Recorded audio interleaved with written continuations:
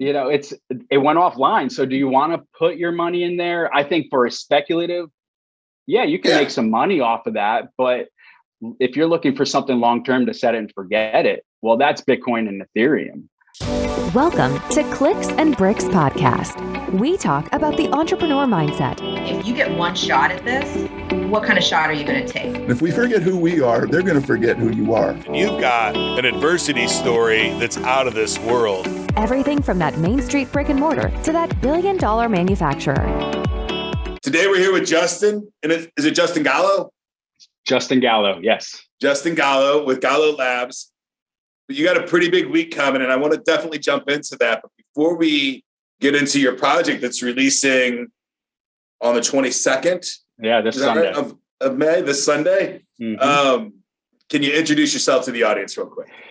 Yeah, my name is Justin Gallo. I am the founder of Gallo Labs and the creator of Raging Roosters NFTs and Hot Sauce community. So we are bridging the gap between technology and hot sauce enthusiasts and culinary chefs around the world, and getting them introduced to blockchain, Web3, NFTs, and all of that new technology that is in front of us right now.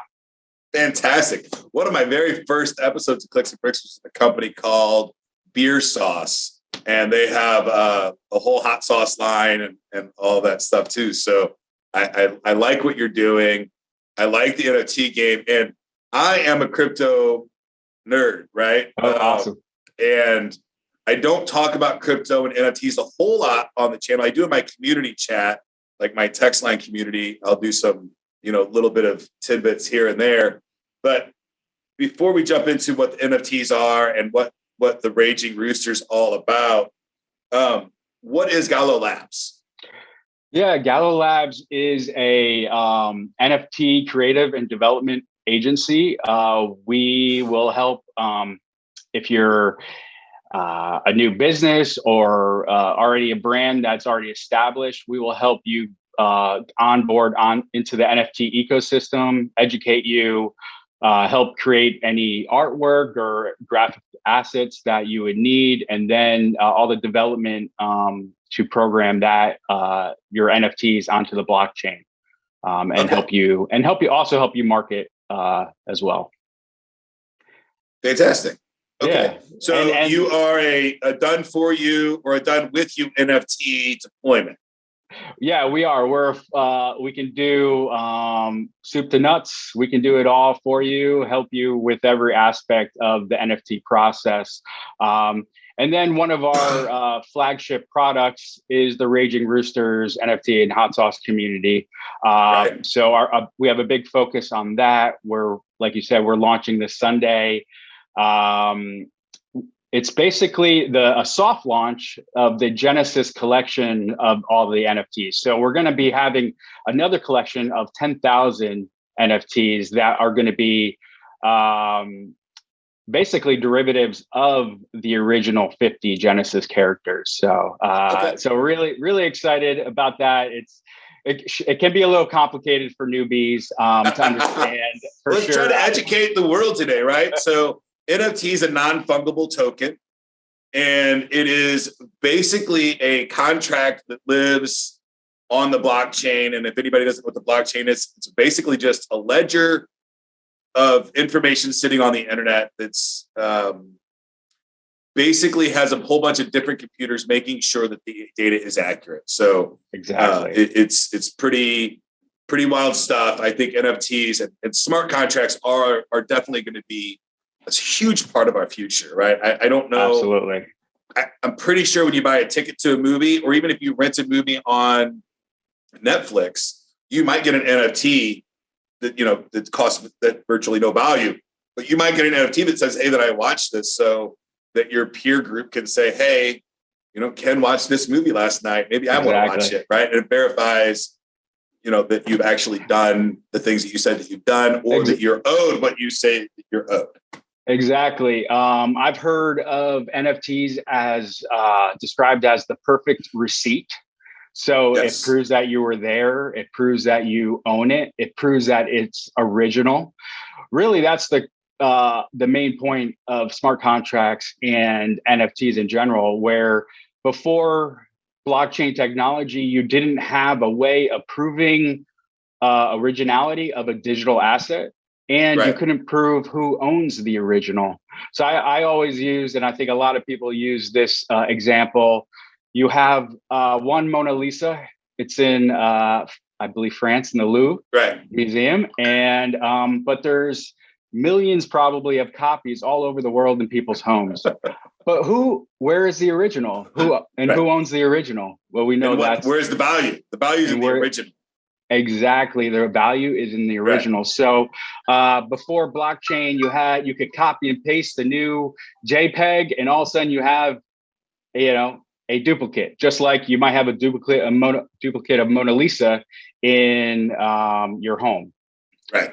But now you can prove with smart contracts and blockchain who owns the original asset, the digital asset. And then it keeps track of all of the transactions from one owner to another owner. Like, it's an open ledger, like you said, and it's completely, you can trust it. It can't be changed. You can't tamper with it. And that's the great thing about blockchain. It makes everything transparent and throughout the whole process. Yeah, I like the Mona Lisa analogy. I like to bring it down to because I'm never going to own Mona Lisa, right? Never.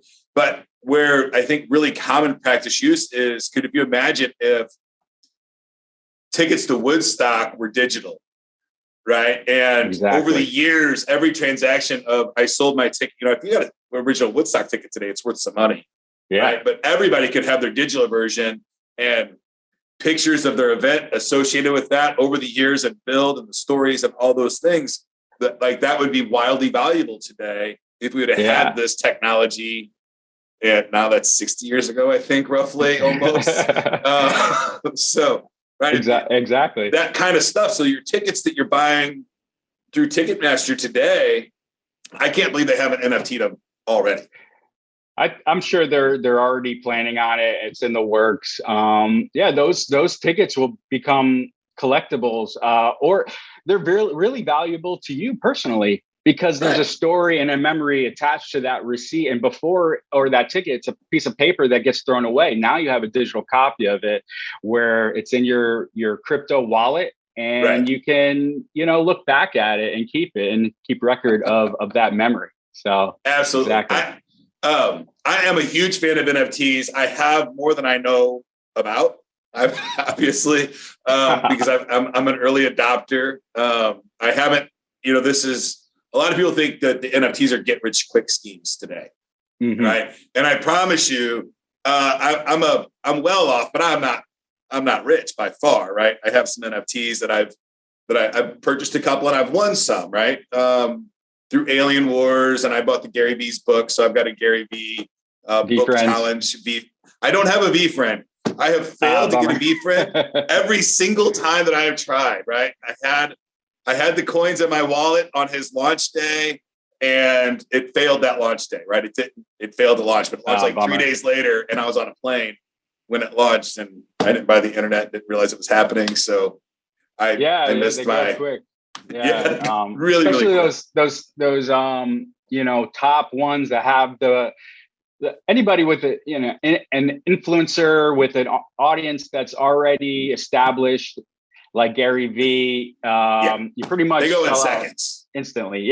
5 minutes, it hoses up the application on the website, and then it's pretty much impossible to get it. But I did get a book games NFT of his. Okay, so awesome. That's fun. And then I've got some Brain Vomit, and I'm the stupid crypto kitties. I don't know why. Yeah. Well, that's one of the old ones, blue chip NFTs, definitely. Right. What got me into into NFTs was Subducks, which was a popular one about a year ago, maybe less than a year. So I was recruited by NFT 42, which is a NFT company. It's actually Mark Cuban's startup. in the NFT space. I was randomly recruited. I didn't get the opportunity because I didn't have NFT experience. But I learned that I'm a creative director, marketing director, do it all. And they're hiring me or recruiting me for the creative director position. And I realized through the process that I was replacing the creator of Subducts, which they sold out. Not a lot of people know them unless you're into it, but they sold out of their collection within weeks or I don't know, maybe days. $20 million in revenue within the first month, and insane success. They're going to be creating a cartoon version of their NFT and doing a whole bunch of other aspects. So they have been my model ever since that moment that I realized who I was replacing, or would replace. Right. And through that, I mean, I went through 7 interviews and got down to the last one, and I didn't make it. But during that whole process, I actually learned exactly how to create my own NFT, the ways, the steps to get there. And ever since that moment, I was like, hey, if you're not going to hire me, then I'm going to do it myself. Then you're going to compete with me. I'm going to compete with you. Yeah, exactly. Right. Yeah. Absolutely. Yeah. That is wonderful. So now, my viewers probably don't know this. Underneath this, I'm pretty covered in tattoos, and I've got a pretty big rooster tattoo. Roosters, like one of my top 2 favorite animals of all time. It's my spirit animal, right? My last name is Cox. I love the rooster. So why the rooster?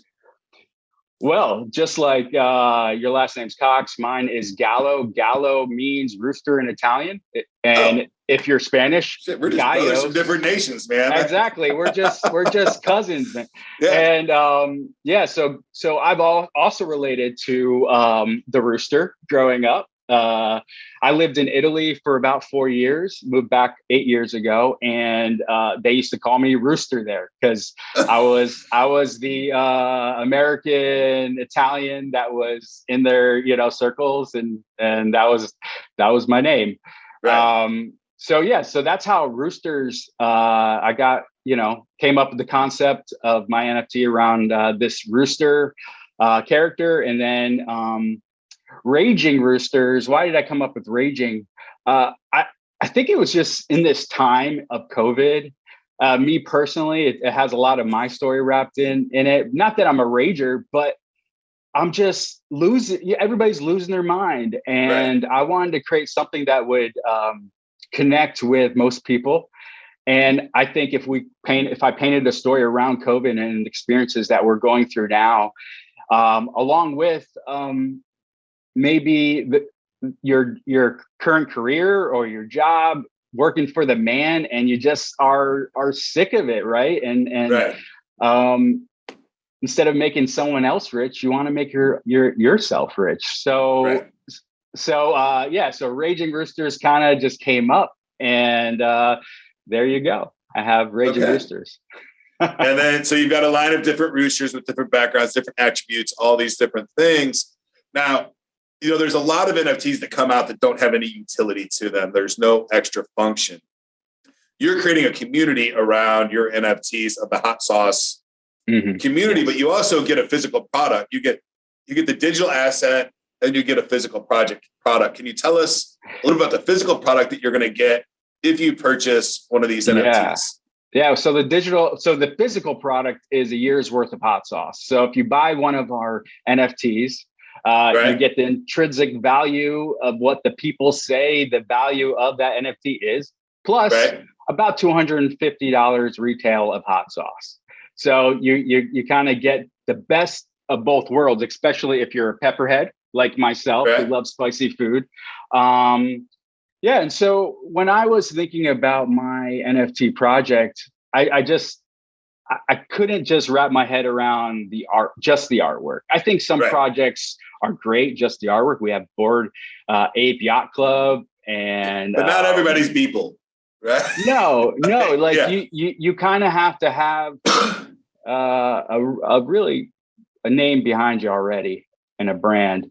So I was like, I really would like to attach a physical product, and I started to learn more in my process of discovery, I learned that smart contracts and NFTs, like we talked about earlier, will be representing physical items in the future.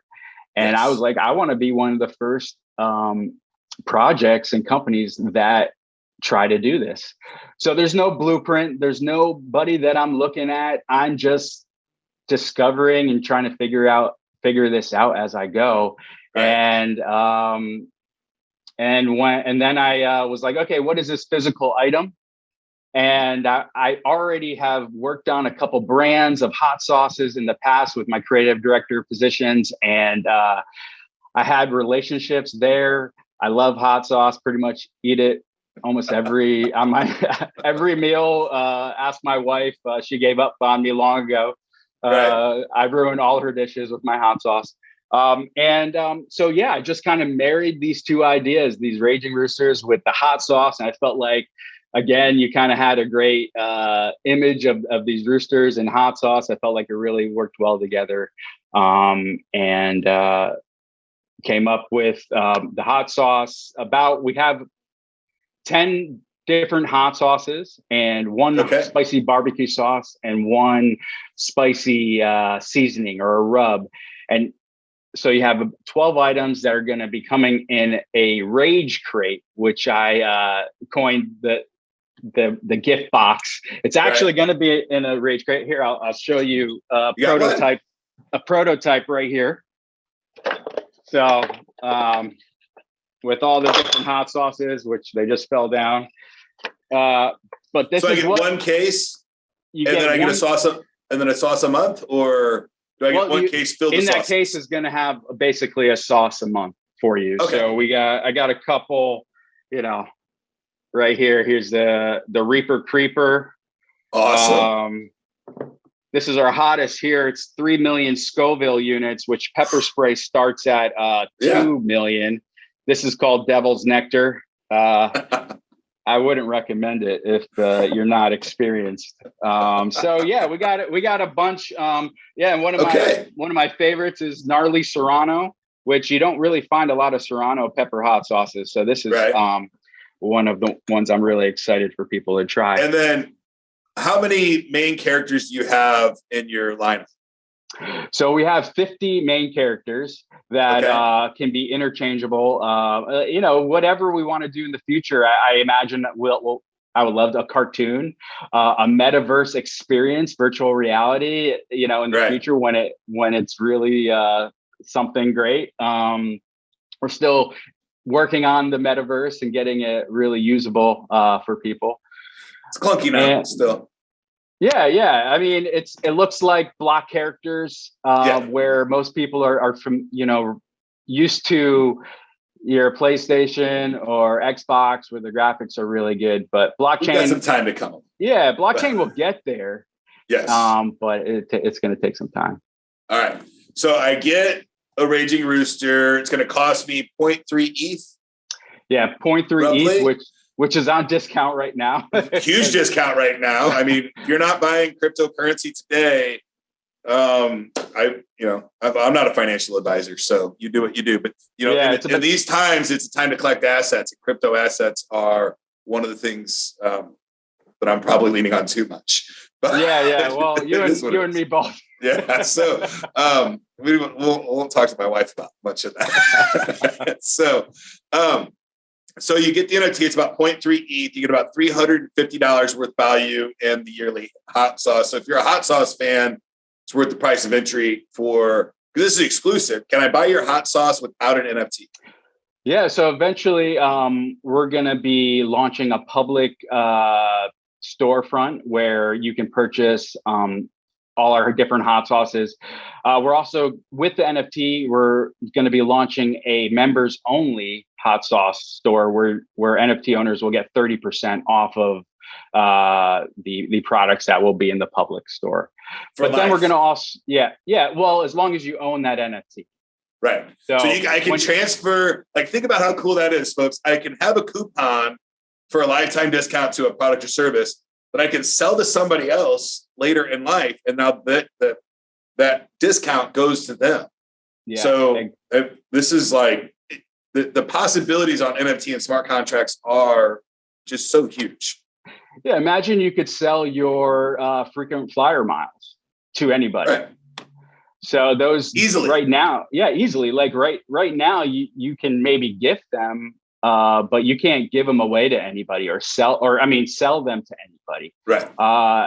Same thing with NFTs are going to revolutionize gaming, because right now gaming ecosystems, if you buy like a Fortnite skin, right, that skin is only, you can't transfer it. It's only available within their ecosystem.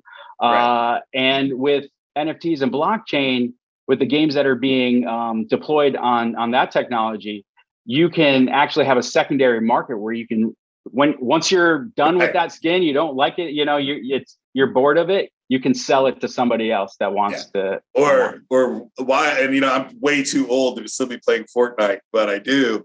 I love collecting those stupid golden crowns.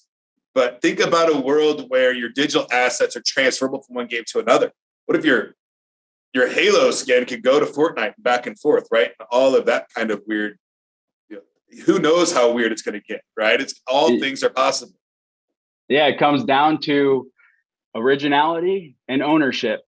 And so that's what NFT does. And it's all in this smart contract, which is program language that no one has to translate. No lawyers, no judges can have to do anything about it. It's all there, transparent. Right. And there you go.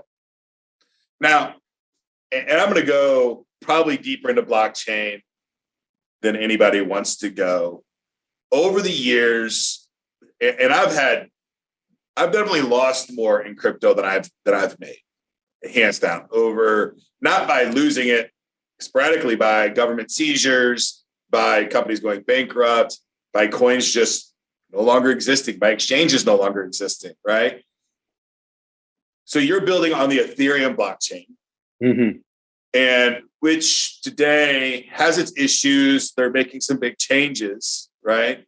Why Ethereum blockchain over Cardano or Polkadot or any of the others? Because the gas fees, and if anybody doesn't know what a gas fee is, right now in the world of Ethereum, to make any transaction, there's a pretty big gas fee, which feels like a big tax, right?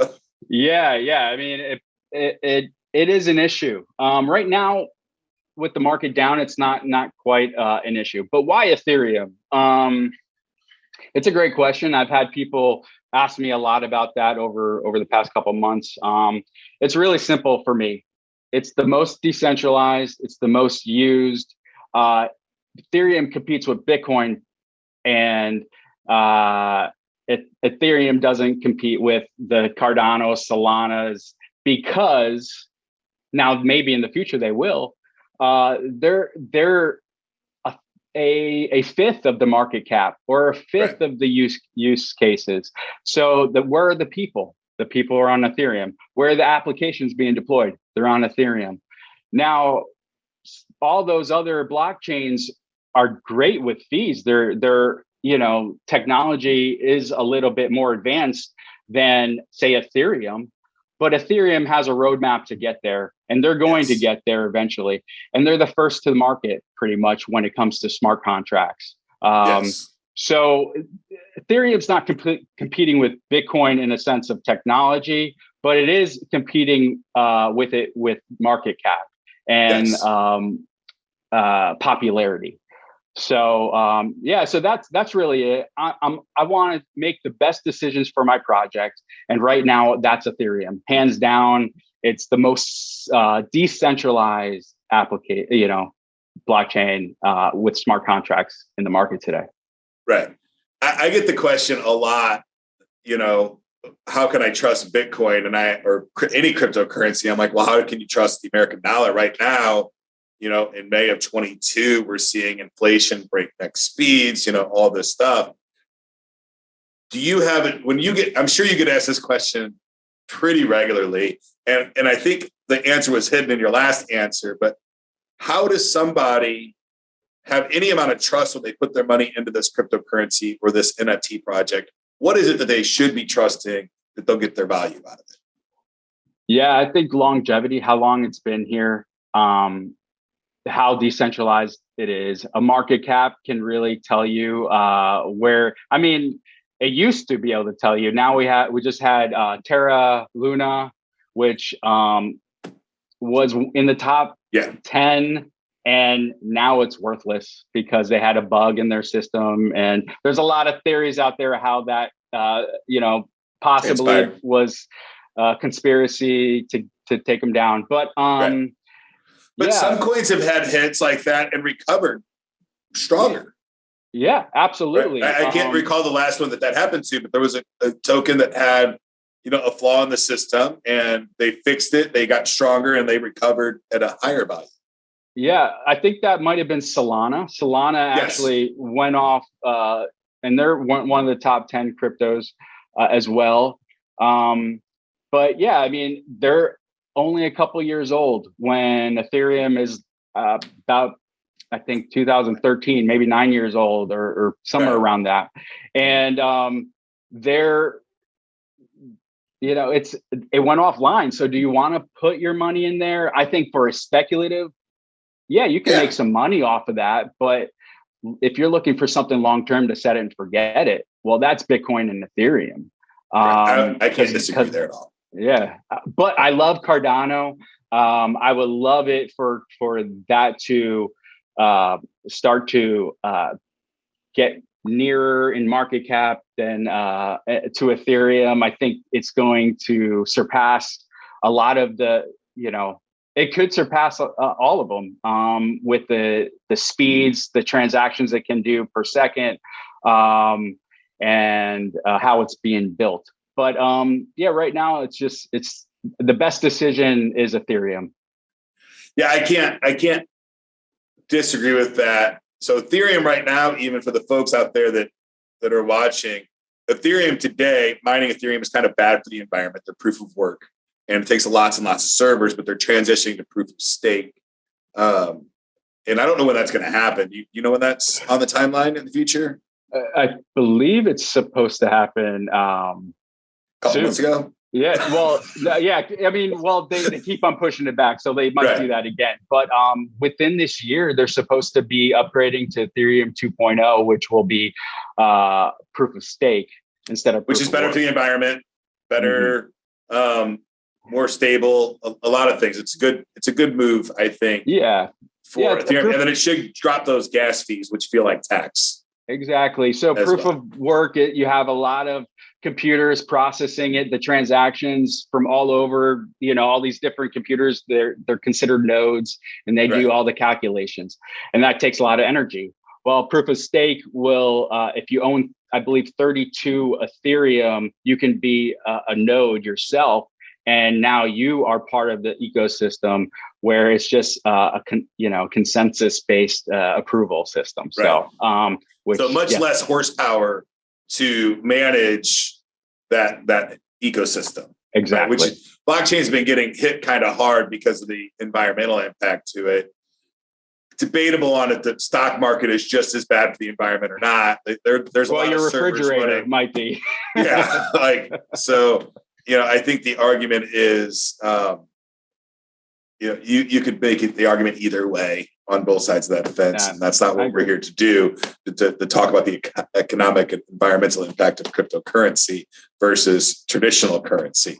But yeah, I mean, they're starting to, like in, I think it's Venezuela, they have their, that mining rig right next to the volcano, which the gas, I guess, somehow powers the energy, and the waste of the energy that's usually wasted is now powering these crypto Bitcoin mining rigs. And so there's a lot of solutions.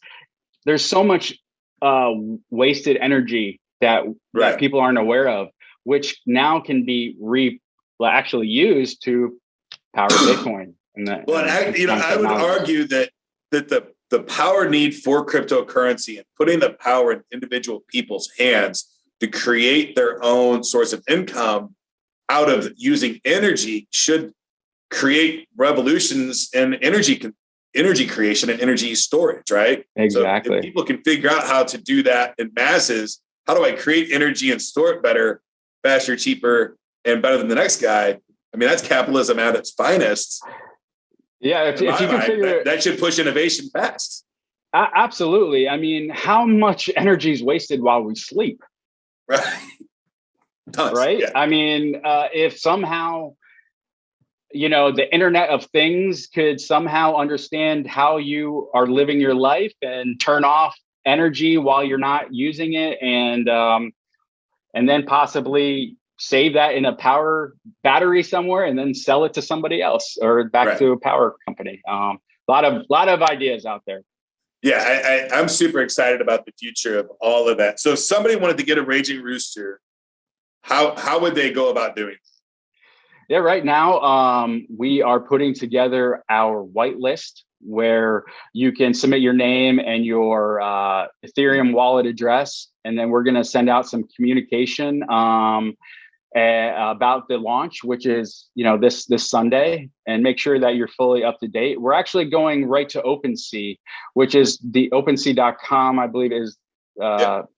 Type in OpenSea, and that's the main marketplace where people are selling. I think it's OpenSea.io.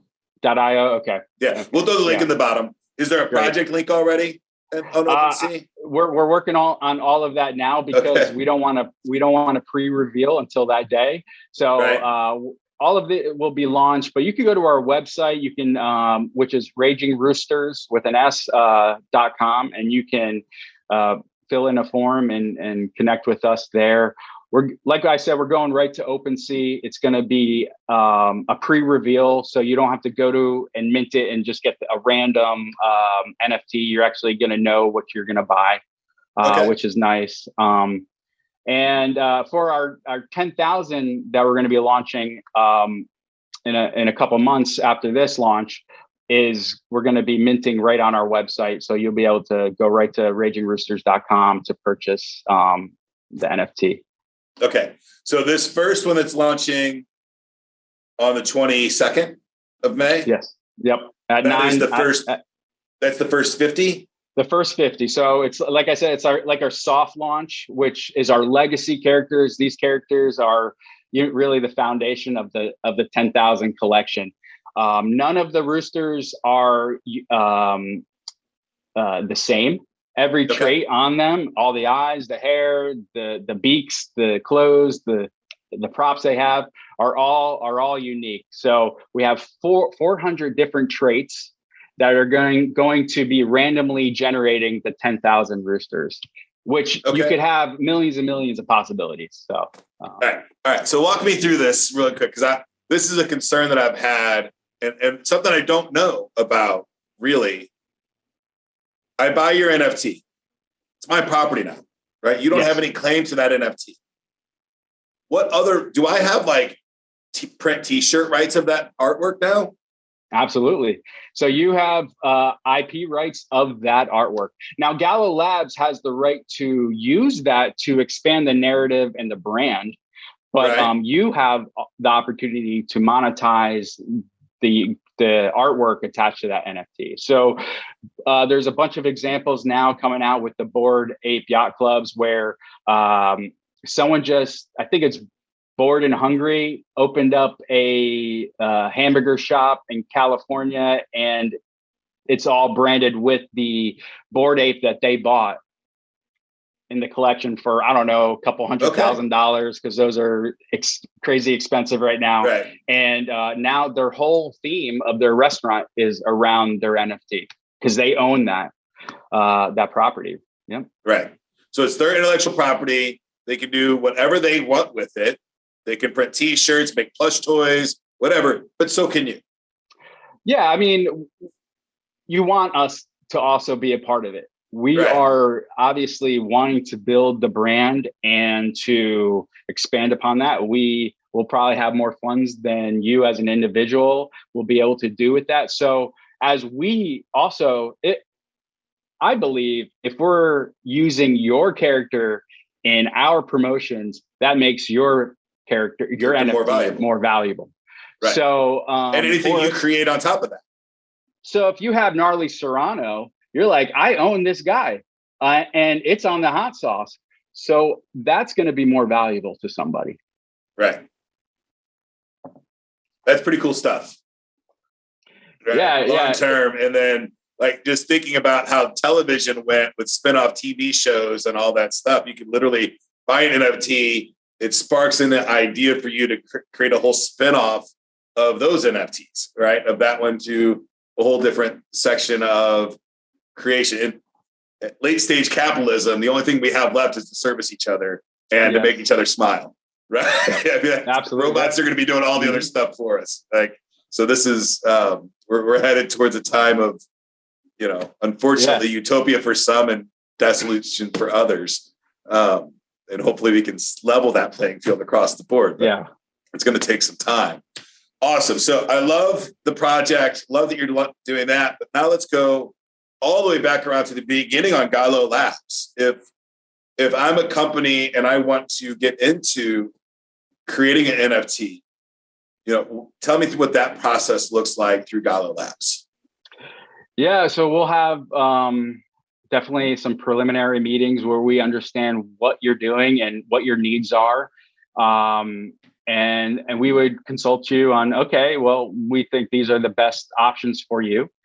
Now, if that's a full, service where we're going to be creating the artwork and doing all the development for the NFTs, minting them on the blockchain, there's so many different steps involved with it, but we will walk you through whatever you need for your different projects. Everybody's unique in their needs. But yeah. Okay. So you can go to gallolabs.com where we have a form where you can submit and get a hold of us, and we'll connect with you and figure out if we're a good fit for your brand and what you're trying to build. Fantastic. So, and that's open to any entrepreneurs, current businesses. If you sell tickets today, if you're an athlete or a band, or just trying to get your music out, your video out, it all can be programmed onto the blockchain, and now you have a digital representation of it that you can claim ownership and originality. All right, love it.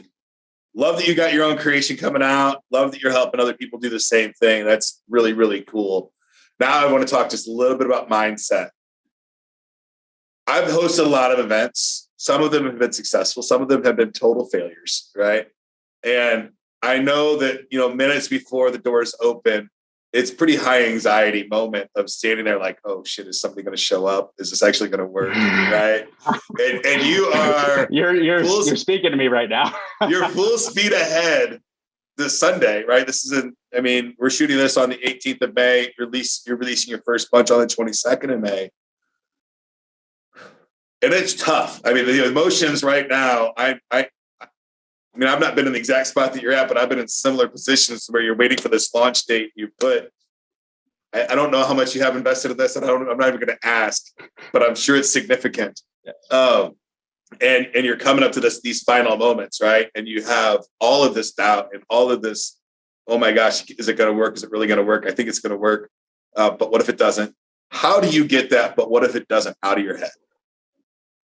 It's a good question. The self-doubt, the imposter syndrome, any kind of negative feedback, it just eats you up, and it can really it'll destroy the project.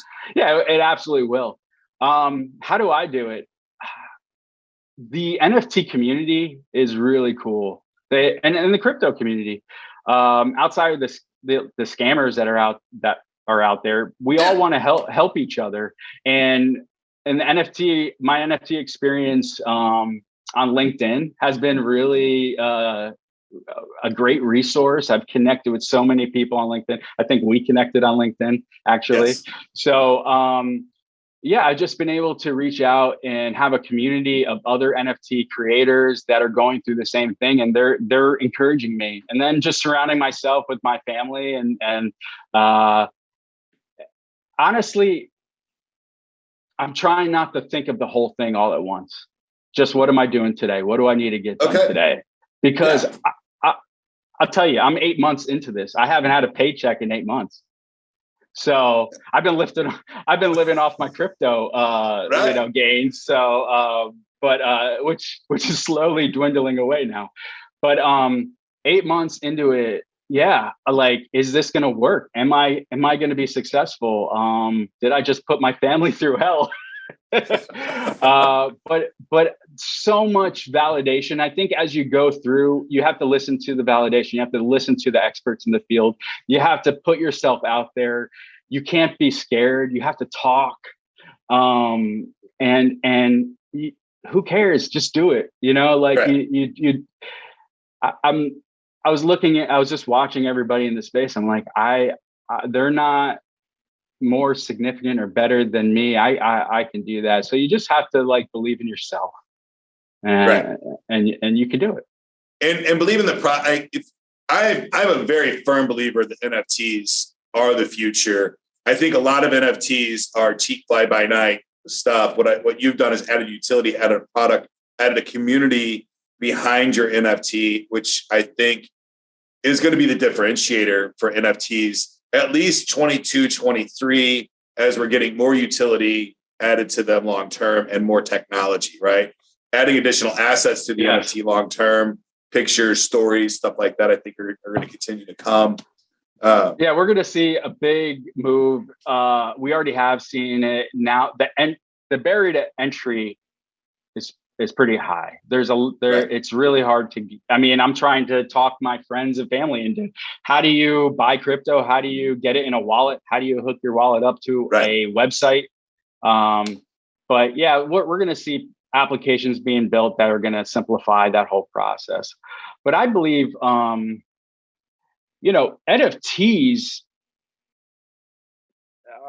are. Yeah, I mean, I believe every brand is going to have an NFT in the future because NFT will give you access to a community that you're a part of. And what are your community members that are part of your community? Those people are your brand ambassadors. Those people are the ones most connected. And so if you can create a genuine NFT that's not a fly by night, that has utility, that has a team behind it that shows their face and their name and all their, so it's not like this hidden team behind these avatars that you have no idea, you can trust it. So if you can build a genuine NFT that's all about community, well, that community creates loyalty now, and loyalty creates champions of your brand. So this is going to be the model, I believe, of the future for all brands. Nike, Adidas, McDonald's, they're all going to have their NFTs to build, a community around their brands that's going to be able to interact with it. And you're going to want to give them great experiences. Right. Yeah. I interviewed Jessica from Kick House early this year, and she owns a brick and mortar gym franchise, and she's giving out NFTs to new members. Awesome. Right? Yeah. That's the proof of ownership that they can come to the gym. Right. I mean, that's their membership. Yeah. That's their membership. Right. And she can, I think it's a destroyable, like a burnable NFT. Mm-hmm. And I guess, do we want to tell the audience what a burnable NFT is? Sure. Yeah. I mean, if we're here, we might as well educate as much as we possibly can. Can you tell us what the difference between a non-burnable and a burnable NFT? Yeah, burnable NFT is an NFT that, so there's a couple examples. So you have two NFTs of a collection, and they're kind of really common. They're not really rare.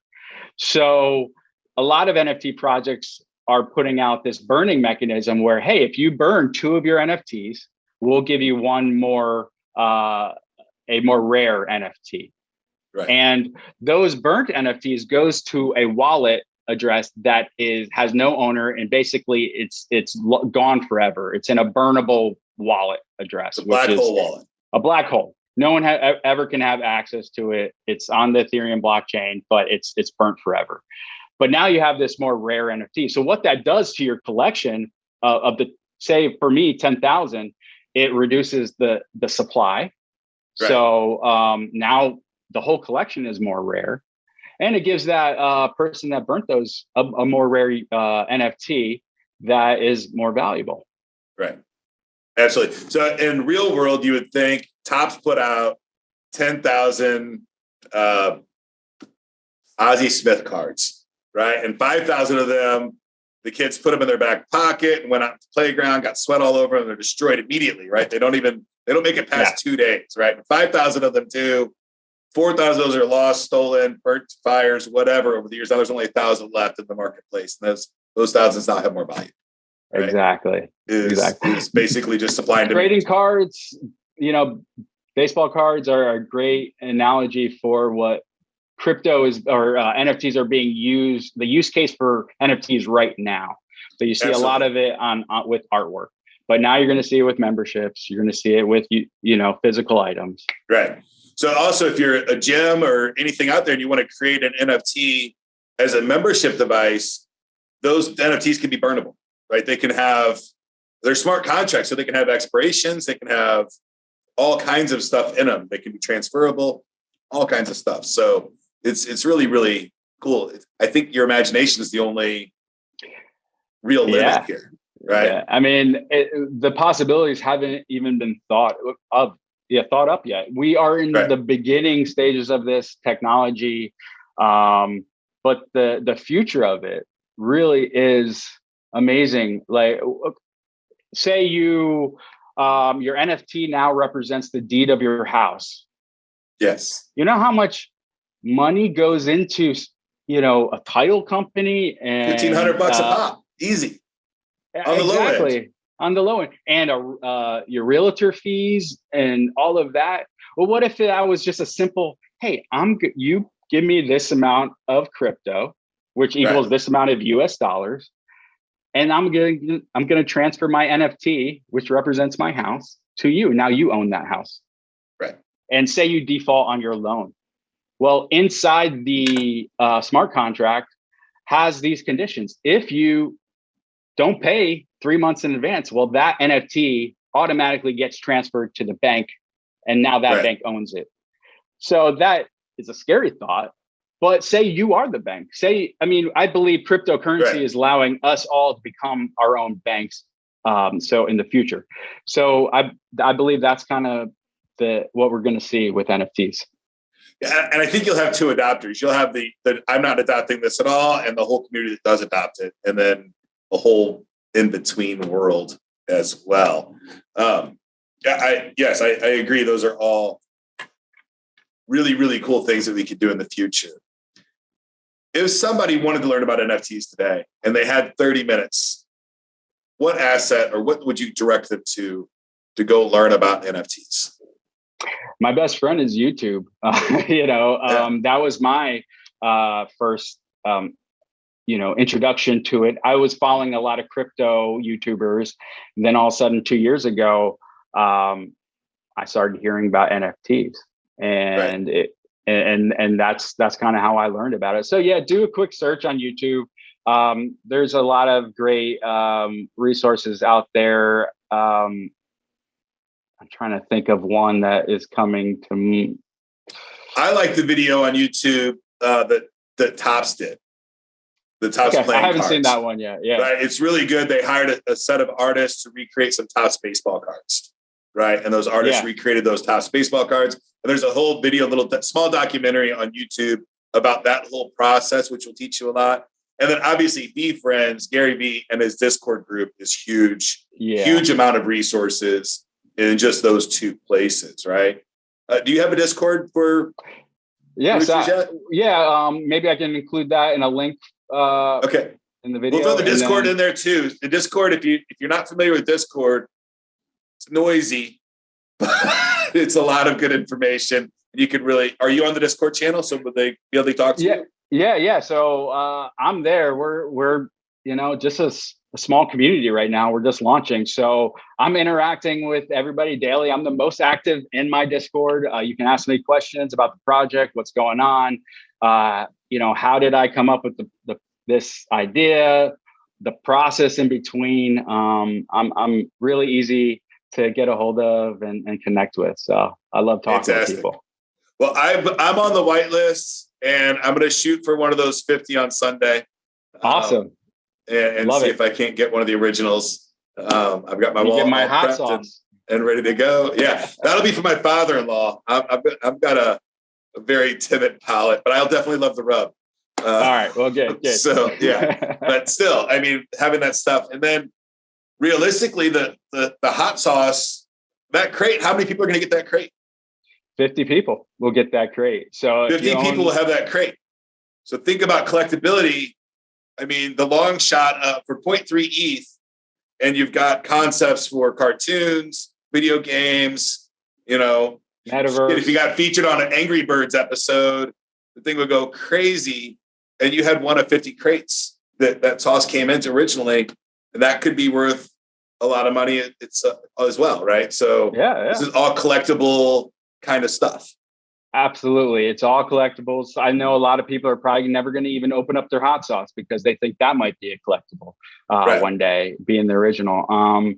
The possibilities are endless. We're in this new world of Web3 and Metaverse and blockchain. So I have no idea what's going to happen in the future. All I know is I'm excited about it, and I'm here to discover. I'm a pioneer, going to the moon, the first person. Awesome. So excited about it. Yeah.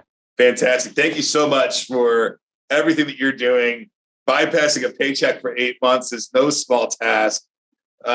Crushing it, keeping a smile on your face, staying positive. I know can be challenging from times. So, thank the universe for this great NFT cryptocurrency community that is out there.